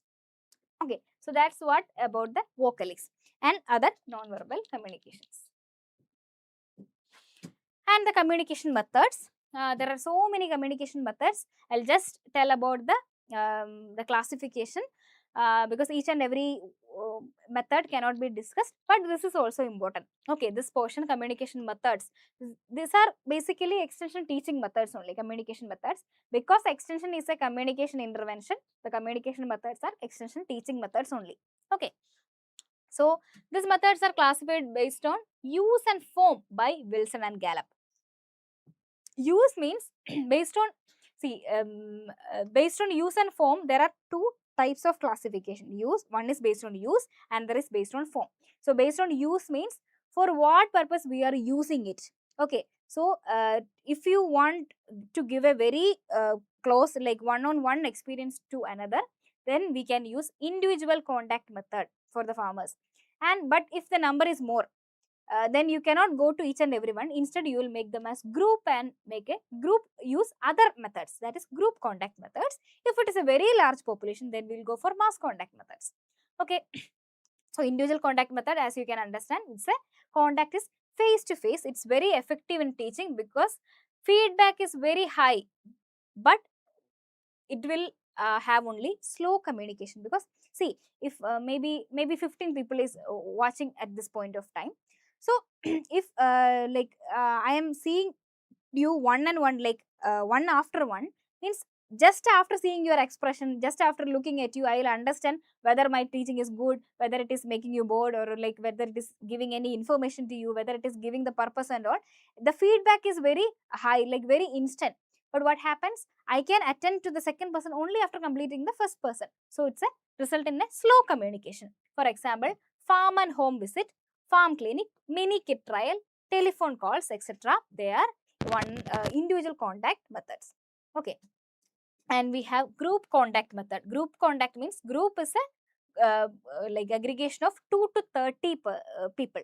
Okay, 2 to 30 persons, we can say 2 or more person, we generally say is a group. So result demonstration, method demonstration. See, in the group contact method, many methods are there, but result demonstration and method demonstration are the important methods in this group contact method. Okay, result demonstration, method demonstration, very, very important. You have to read like in detail about it. And field day and symposium, these are group contact method. Then we have the mass contact method. See, the new a new scheme of government has been released. So immediately it has to be reached out to the farmers all over the country. Then can we go for individual method? Can we go for group method? No, it is not possible. So you have to reach to definitely more than 30%, and it has to be given through mass medias only, like mass contact methods only can be used for that. So it will be giving indirect and inferential feedback. So you will not be getting a direct feedback from the people, right? So I will not be like here chat box is there, otherwise I will not be getting a direct feedback from you. Indirectly you will be telling to another, I will be getting to know from another. Indirect and inferential, you will be analyzing what is like the result of this communication, and then you will be communicating that. Okay, feedback. And it is mostly used for creating awareness. I cannot like the chance of making people teaching about something very in-depth, it will be very difficult through mass contact method. Examples are bulletin, exhibitions, newspaper, television, radio, your social media, YouTube, or like Instagram, Facebook, everything will comes in this mass contact methods. Okay. And based upon the form, that this classification is based upon use, and then based on form we have written communication. Just this is easy actually, you can just think about this method. Bulletin means in your college also will be there, on board there will be certain things will be written there, right? Bulletins, leaflet, personal letter, circular letter, and all will be there. Yeah. And then we have spoken methods, meetings, farm and home visit. Why farm and home visit is not a visual method? Because actually one extension person will go to the farm or the home, and then they will talk about the problems and the solutions. So that's why it's a spoken method. Okay, radio and all. And visual methods like exhibitions, poster, chart, and etc. And then we have spoken and visual, both spoken and visual method. That is the result demonstration, method demonstration, television and all, where in demonstrations and all, one person will be talking, right? And also you will be seeing what is like happening. There are spoken and visual methods. Okay, so I think one confusing thing is here is flag method. Flag method. Actually, flag method, when you think about flag method, it can be think that, so flag is something that you can see. So is it a visual method? That will be the normal thought process will be following, but it is not. Flag method is a spoken method. Okay, why? Because flag method is that like when an extension person, like extension worker or a professional visit a farm or a home, if that person is not there means he will stick a flag there. So when that person, the farmer comes back to his field, he noticed the flag that the person, extension person already came there and went back. Okay, so then he will go to see that extension professional or any expert, so that they will talk about the problems. So that is how this flag method works. It's not that something in the flag we will write. It's not that something that you can learn from the flag or nothing. It's no. It's just a notification that this person came here and they went back. There is a certain problem with their field. Okay, so that's why it comes in the spoken method. And then an important part of communication is that this is an audio visual aids. This is a part. Okay, so audio visual aids is nothing but all materials used in the classroom or other teaching situations to facilitate the understanding of written or spoken words. You say we are using PPT here, right? So it's a multimedia. PowerPoint presentations we are using mics here. So all these are, we can consider as an audio visual aids. Audio means auditory and visual means like you are seeing. So whatever the teaching aids or teaching materials we are using to make the teaching situation better, that is known as the audio visual aids. Okay, so certain characters, I think one or two times the questions came from this portion was certain statements. You can easily understand only. So audiovisual aids are only to assist, not to replace. So the one statement was audiovisual aids can replace the teachers, the actual teachers. No. So if we are only, it is not advised at all to just play the PPT like that, and without a proper teacher or without a proper instructor. Okay, so the specialty is that it emphasizes is on non-verbal experiences. So the verbal experiences is mainly given by the instructor or the learner. So to assess that, to enhance that, certain pictures will be showing, certain colors will be shown. So to this enhance the non-verbal experiences, audiovisual aids are using. It involves many senses, particularly related to seeing and hearing. Definitely, that's why, see, you are seeing, watching a like video in a video with an audio in a YouTube. Okay, like this you are listening. So it is enhancing your many more senses than you just read by yourself, especially related to seeing and hearing. And inclusion of AV aids are not fundamental in a teaching learning situation. I can, or like anybody can teach or communicate in a teaching learning situation without audiovisual aids. One learner or the one teacher or instructor can stand, and she she or he can teach the students with her words, her expressions, her non-verbal communication and all. So AV aids are not at all mandatory in any teaching learning situations, but always it is used to enhance the teaching learning experience or to assist the people, not to replace. The replacement of actual teachers is not advised or not preferred in any of the situations. So these are learning takes place through different senses. I think 2-3 days before only our master batch group, some questions came regarding this smelling and all. So they can ask from each thing, like whether it is sight, hearing, smelling, touching, tasting, how many percentage of learning takes place. So through sight, the majority of learning takes place, 87%, hearing 7, spelling 3.5, touching 1.5, tasting 1%. So this is the classification by Haas and Parker. Okay. And classification of audiovisual aids, this is also a little bit important. And there are many classification. Mainly, I think you might have listened about this according to census, whether it is audio aid, audio visual, or visual aid, like that only. But also there is according to evolution also. Okay, so in first generation media, just think like in very earlier time, without, before developing this media and online media and all, what we had only handmade chart, like whatever we are making with our hands, the graph, exhibit models, handwritten materials and all. That are the first generation media. Then we have the second generation media, that is printed or illustrated text, printed graphics, workbooks and all. Some certain things, the words which we used to write before started to get printed.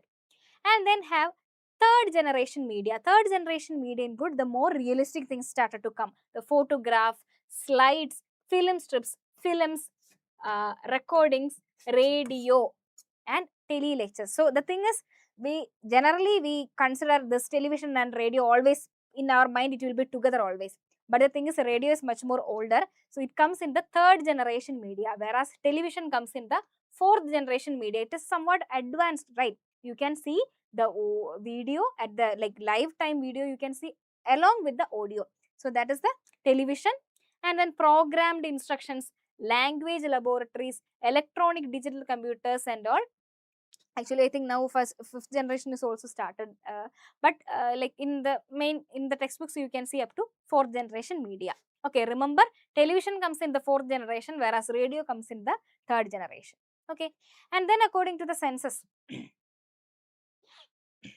audio aids means which is related with the auditory listening, like radio talks, tape recordings, disc recordings and all, they are audio aids. And then we have audio visual aids. Audio visual aids, like both are combined. See, even though these are the classification of audio visual aids only, still according to the census we can classify it as audio aids, visual aids and audio visual aids. Okay, so in audio visual aids we have motion pictures, telecast, video recordings, radio vision and all, where both sound and visual elements are sound and sight is combined.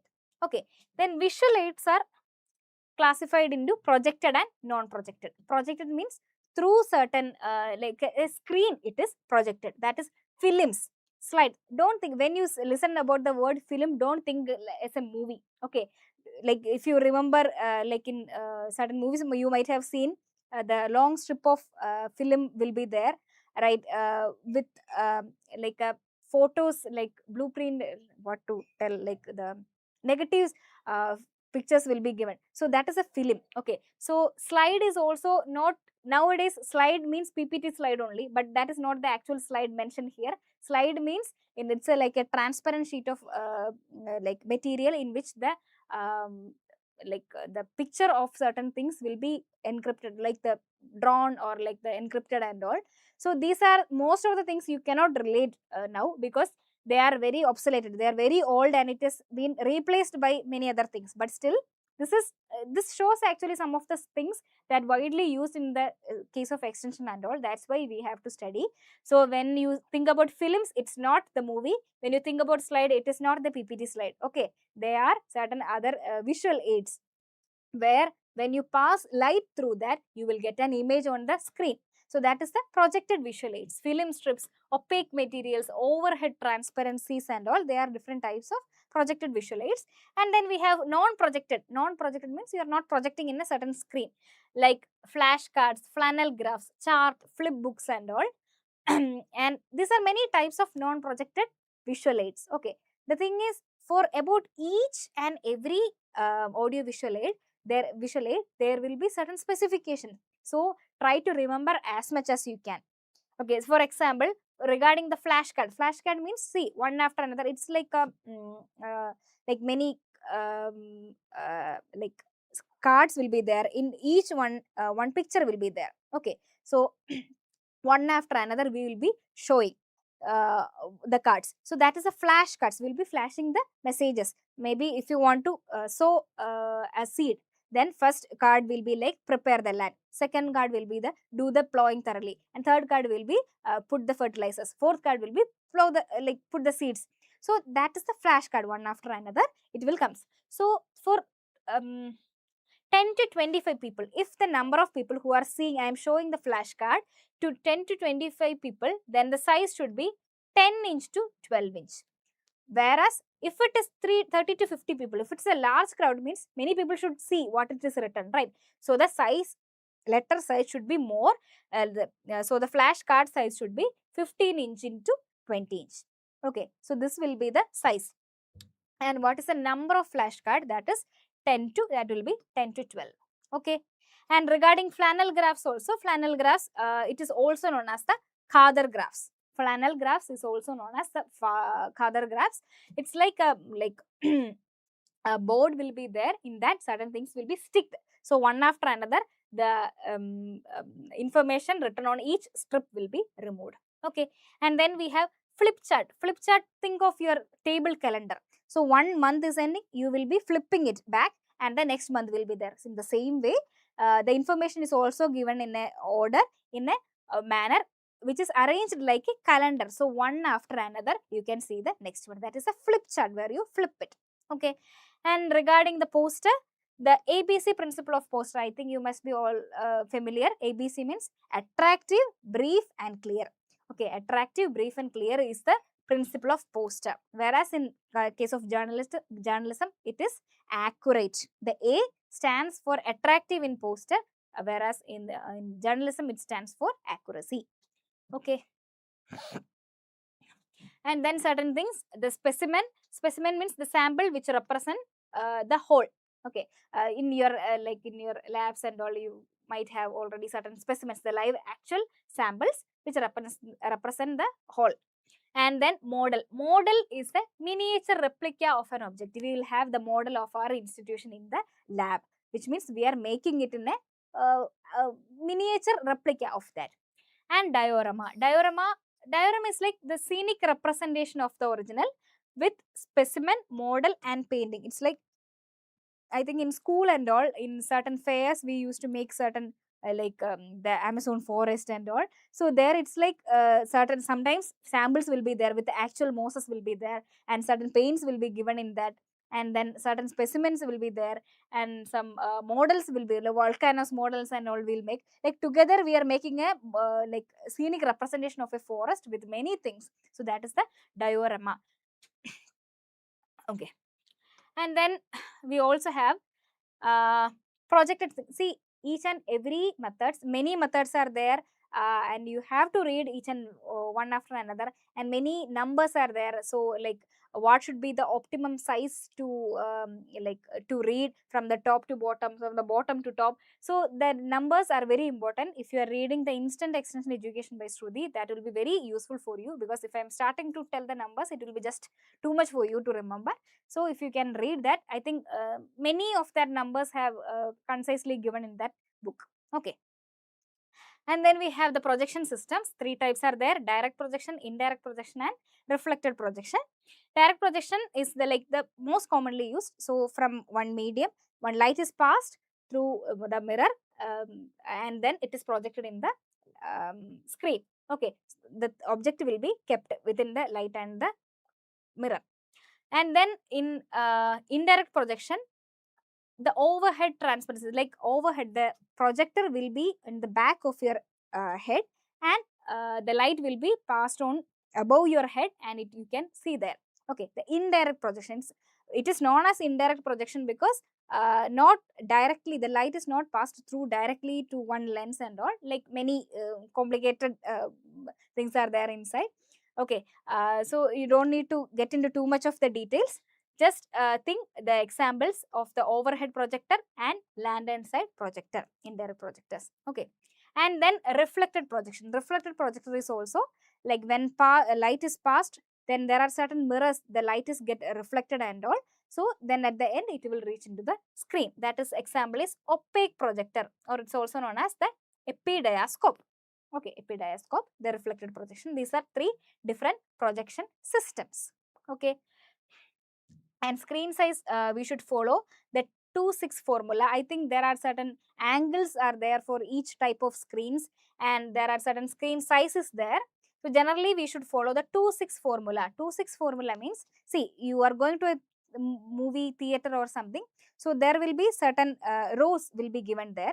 So the width of the screen should be minimum uh, like uh, 2 uh, minimum the 2 size of that first row, and it should be less than, it should not go beyond the 6 rows. Okay, so it's like the screen size, some certain formulas are there. I'm not sure. Yeah, coming to the last chapter, that is entrepreneurship. It's not that much of difficult thing. Okay, in the communication, when we are talking about the audio visual aids, just make sure that you are reading and about each and every communication methods or audio visual aids thoroughly, because this is very very important. I cannot talk about each and everything in this one marathon and all. Okay, so this is about entrepreneurship. Then entrepreneurship, it's very easy, we can finish it fast. Entrepreneur, the French, it originated from a French word which means entreprendre. Entreprendre means to undertake or to do something. That is entreprendre. A French word, entreprendre, meaning to undertake or to do something. Okay, so the word first used by Richard Candlin in 1755, denoting to the economic activities. So entrepreneur, you know, certain startups we will be, like any idea we will be taking, so as to market it. Okay, so that is the entrepreneur.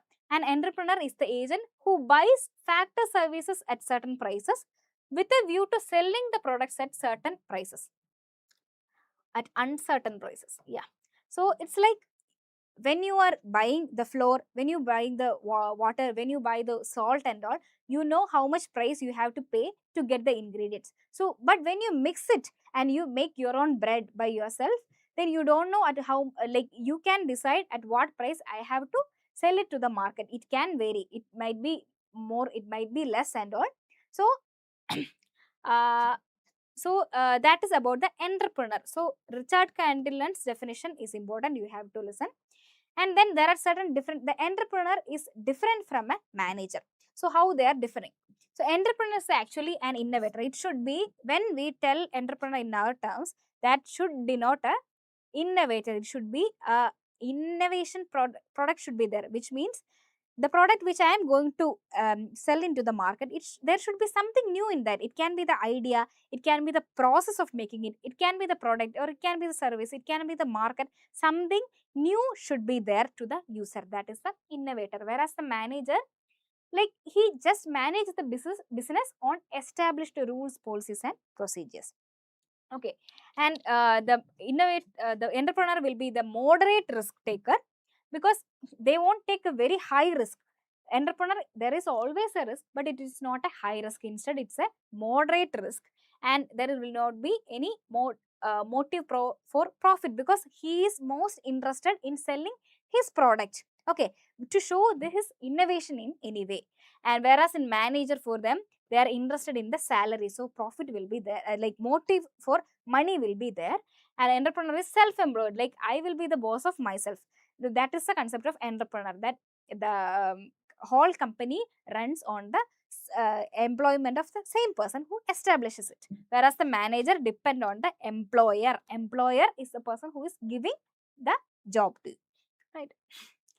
And yeah, these are different definitions of entrepreneurial, or like entrepreneurship by different scientists. According to JB say, entrepreneur is an economic agent, whereas Karl Marx said that entrepreneur is a social parasite. According to Frank Young and Schumpeter, both said entrepreneur is a change agent, and according to Schumpeter, he is an innovator. So these are different definition by different people. And entrepreneurship is doing new things, or doing things that is already known in a new way. Okay, that is entrepreneurship. Whereas enterprise is the framework within which the decision concerning what to produce, how to produce, where to produce, and all taken by entrepreneur.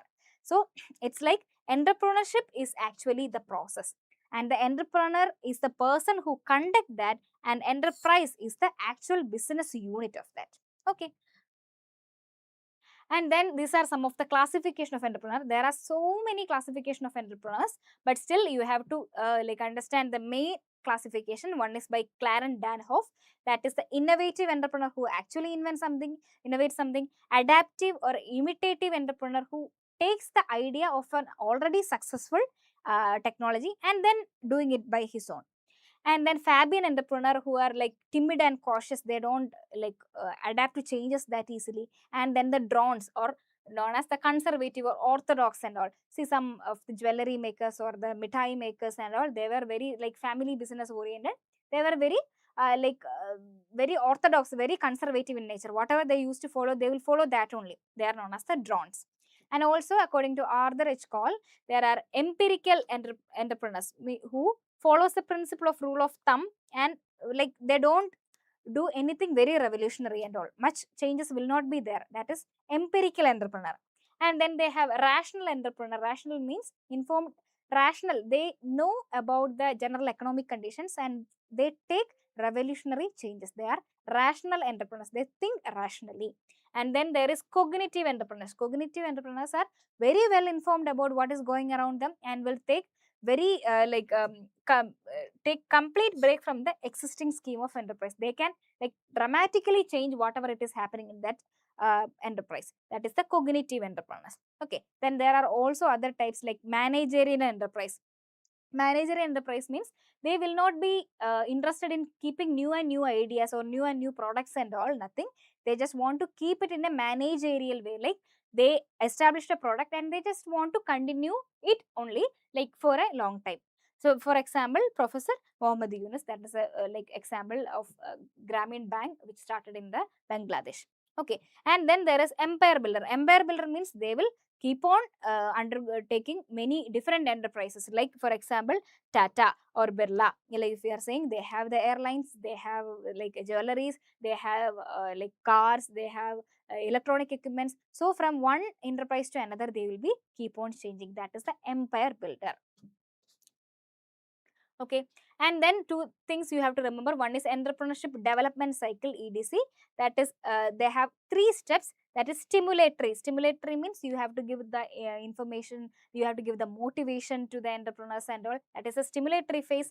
And then we have the support phase, means we are providing with the support like the infrastructure, facilities, resources, finance, skill and all. And then the sustaining. Sustaining means after the enterprise like got a successful rate and all, then sustaining phase, what happens, the we will be following up with the enterprise. Okay, so in the stimulatory phase we will be helping with the emergence of an enterprise. We will be telling, okay, you can go to this person to ask for some money, you can go to like this institute for taking some training and all. So that is a stimulatory phase. And then in the support phase we are actually providing, they started the enterprise and then we are saying, okay, you can get additional funds, I can provide you with some machinery, so that infrastructural skills and resource support is given. That is a support phase. Whereas in sustenance, the enterprise is already established and we are going to the after things like expansion. If you want to scale it up, earlier it was only in 1 acres,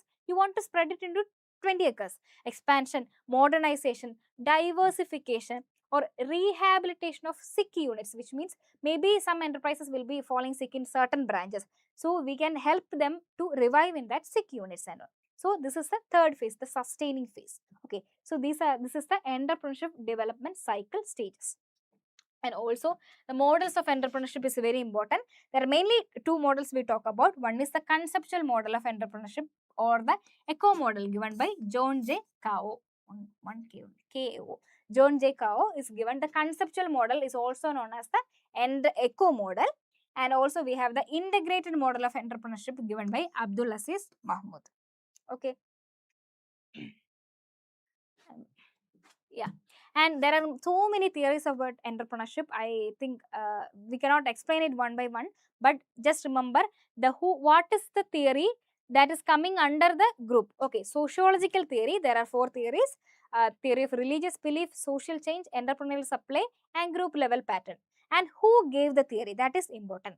Okay, religious belief given by Max Weber, social change by Everett Hagen, Cochrane, and Frank Young given the group level pattern. So the chance of they are asking very in depth about this theories is very nil.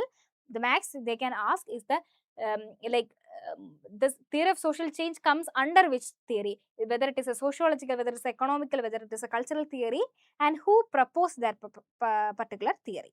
Okay, and economic theory, in that the important theories are theories of religious belief by Max Weber, very important. Theory of social change by Hagen, important.